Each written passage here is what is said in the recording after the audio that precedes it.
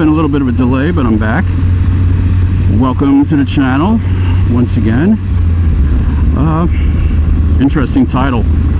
Where is my Riker? As you can see, I am on the Spyder today, and the Riker is persona non grata. I'll just drop the intro and I'll get back to you as to where it is.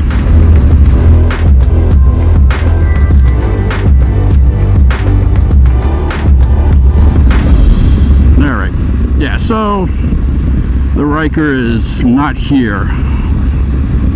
Where is it? It is in the shop.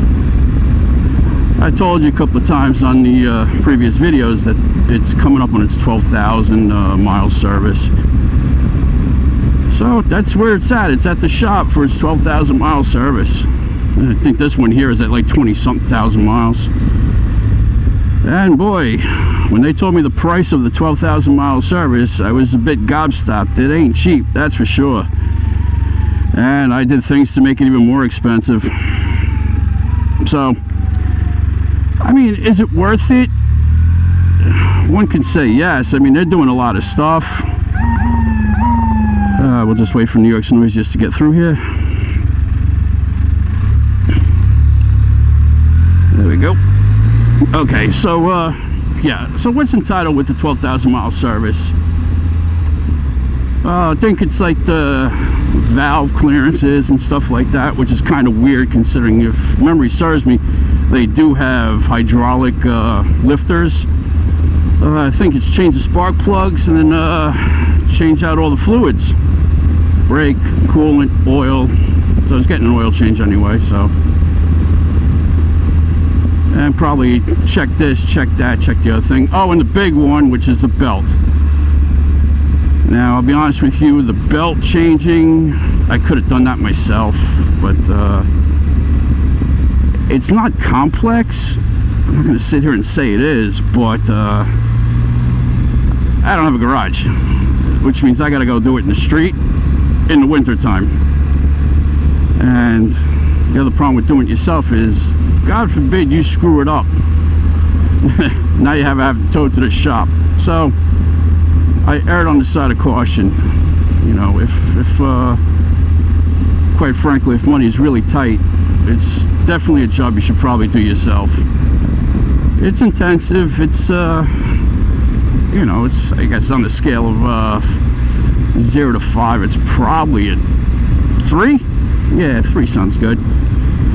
It's not like there's a lot of diagnosis involved. It's pretty straightforward mechanical process. You don't have to figure it out. You just go watch a couple of YouTube videos, you know, have it on your phone and go through the motions, you know.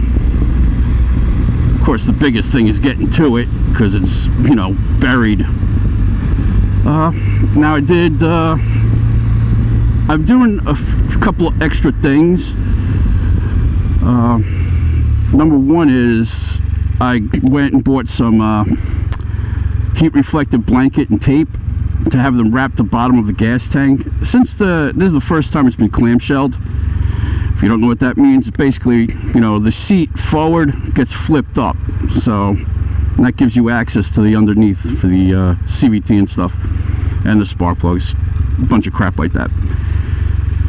And once you got it clamshelled, you know, doing all that work, believe it or not, it's probably a lot easier.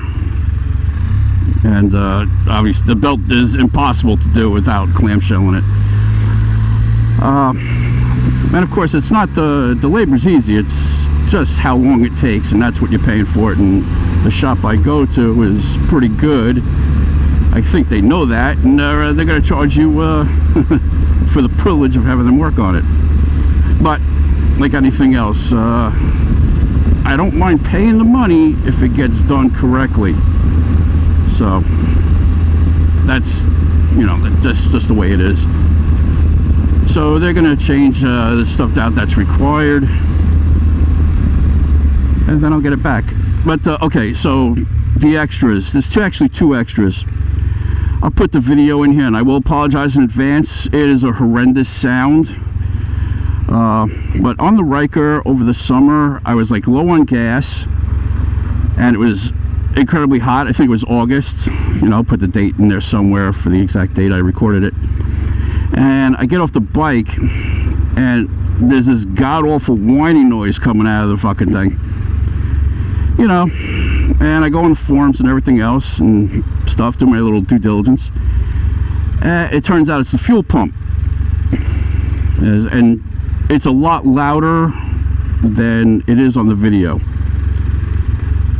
Even with the, you know, you'll hear the fans coming on. Once the fans go off, you could hear it.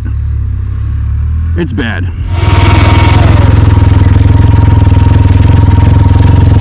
So here's the stupid thing. I actually bought a new, this is before the recall. Now here's the other problem. My Riker is not included on the recall, even though it has, I would say, some of the symptoms, but it doesn't shut off. It just makes that incredibly bad noise. And if you put gas in it or it cools down, it doesn't make that noise. So I go and I buy a new fuel pump. And I figured since I had to take it in for the service anyway, you know, here's the fuel pump, here's the belt. I bought the belt and the fuel pump together. Here's the parts, because if you want faster turnaround, give your mechanic the parts, right? Because half the time you wait is for the parts to come in, or the approval of a warranty, whatever. So this is maintenance, so it's not covered under warranty. So I just bought the belt, so I didn't have to wait for that in case they didn't have it, yada yada yada. So I bought the fuel pump right after I diagnosed what the actual problem was. Now after that, in December, we got the recall, which I said I didn't qualify for it, but I was able to read it. And son of a bitch, the fuel pump that I had bought several months earlier is a recalled pump. So now I'm stuck here with a recalled pump, you know, and it's still up in the air whether or not I could return it this many months later. I mean, I haven't used it, obviously. So now my shop has to go and order the fuel pump. Now, part of the service is replacing the fuel pump filter, which is, or the fuel filter, which is located at the bottom of the fuel pump. Which means you got to pull the fuel pump out of the tank anyway to fix this part. So I'm like this, you know, if something's making bad noises, screw this, I'm just going to replace it, you know. So I called them up and I'm like, listen dude, you got to take the fuel pump out to replace this stupid little filter. Just replace the fuel pump, just for my peace of mind, you know. I mean, quite frankly, the labor should be the exact same because you're doing the exact same thing. That was like, you know, obviously I spent over $300 for the fuel pump that I can't use, and now I got to spend another $300. So I'm already out $600 in fuel pumps. But it's only money, right? It's only money. And like I said, if it gives me a peace of mind that it's not going to die on me from vapor lock or okay, basically like this, there's an impeller on the fuel pump, the actual pump itself, not the motor, the actual pump. Well, when it gets hot, I guess, or whatever the hell happens to it, it swells up and it seizes in the housing. And then you have no fuel going to your engine. And I believe it's, I don't know, the actual reason is probably tolerances, etc., yada yada yada. But it really only happens when it's hot. Now, if you're familiar with your Riker, or you're just watching this because for shits and giggles, right underneath the plastic fuel tank is your exhaust components. So the heat comes straight up, and when you get low on gas, you know, that gas isn't absorbing the heat from that from the exhaust system, so it gets hotter faster, and now that heat is transferred to your pump. So hence the reason why wrap the bottom of the gas tank in some reflective material to keep the gas tank cooler. Gas tank is cooler, the gas is cooler, and we don't have the problem of making the pump itself swell and shit. And while the new pump, it might not be an issue, Ounce of prevention, pound of cure. I mean, we're talking like $20 worth of crap from Amazon. So there you go. That's why the Riker's not here. Service and stupidity. Now, if you're curious as to how much all this nonsense is costing me, yeah, it's around $1,800. Yeah, $1,800, and quite frankly, I'm pretty sure I could have done everything myself. I mean, changing spark plugs,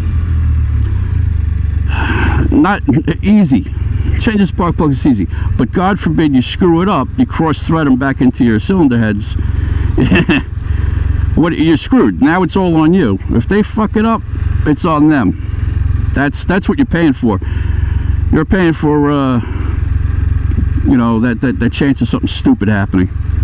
So it's been in the shop for about a week now. Yeah, I think I took it in Tuesday or something like that. And I was on the fence about changing the rollers on there too. I don't know. I haven't seen too many people have problems with the roller bearings. Basically, when you got your two pulleys, pulley sheaves, whatever you want to call it, they rotate on these little metal pieces, and it's not the big rotation of the actual, okay, we'll call it pulleys. The pulleys, it's the in and out movement of like a couple of an inch or so. And apparently, in some cases, they have exploded. And when they explode, they shred out your belt, and you know, there's a liner to your CVT housing, and it shreds all that crap out. Also, I've seen it done on YouTube. I haven't done it myself, but it's basically popping out two pins, but you gotta jerry rig some stuff, like a threaded rod with some nuts to compress the thing. There's special tools that you're not gonna buy for this. And to change the belt, the only special tool you actually need is a compression. It's basically like a nut with a wing on it with another nut. You screw it onto the hub, and then you thread this down, and it compresses the pulley, and that lets you get the belt off. And that's not an expensive tool. You know, if you buy a Riker, there's like two tools you probably should buy. You know, one is the socket, maybe three, depending on if you want to do the work yourself. One is that socket, and if you're going to get anything done with your wheels, like you know, change them or something, you got to bring that socket with you. The other one is that clutch compression tool. Those are like two specialty tools. You know, the other thing I would probably say to do is you got to get a torque wrench that's good for like 200 and something foot-pounds, because I think it's 220 to snug down the wheels, or the nuts on the wheels. 220. And your garden variety torque wrench doesn't really go that high, like probably the one you have in your house now, if you have one. Probably don't go that high. Now here's the other thing. Your service might be cheaper. As I said, this fuel pump thing and wrapping it, that's on addition to just the standard service. So it's still it was still, I'm not going to quote the exact price, probably $500 less than what I told you, just because I have additional parts and labor for the fuel pump thing. I mean, actually the labor on the fuel pump should be the same, but like I said, it's am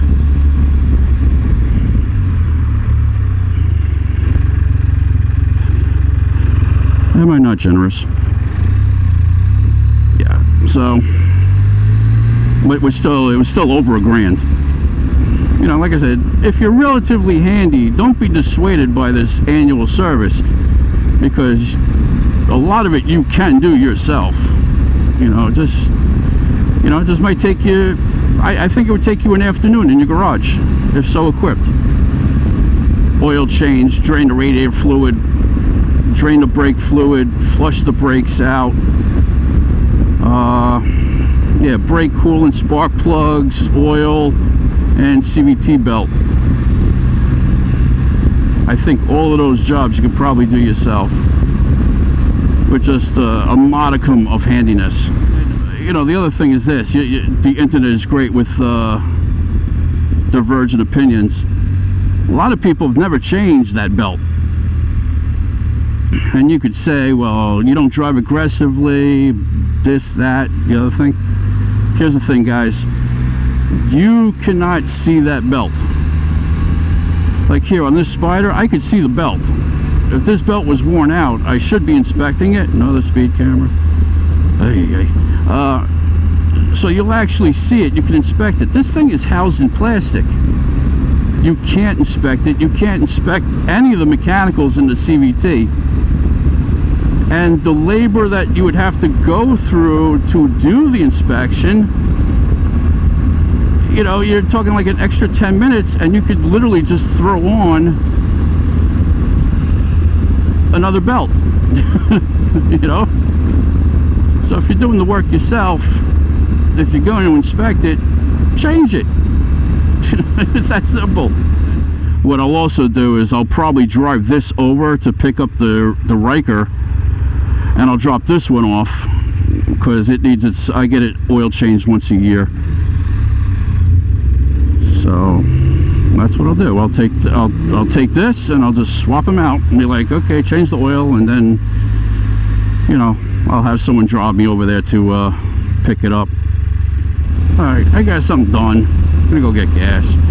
So once again, thanks for watching to the end.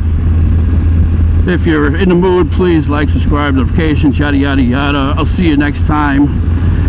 Bye bye.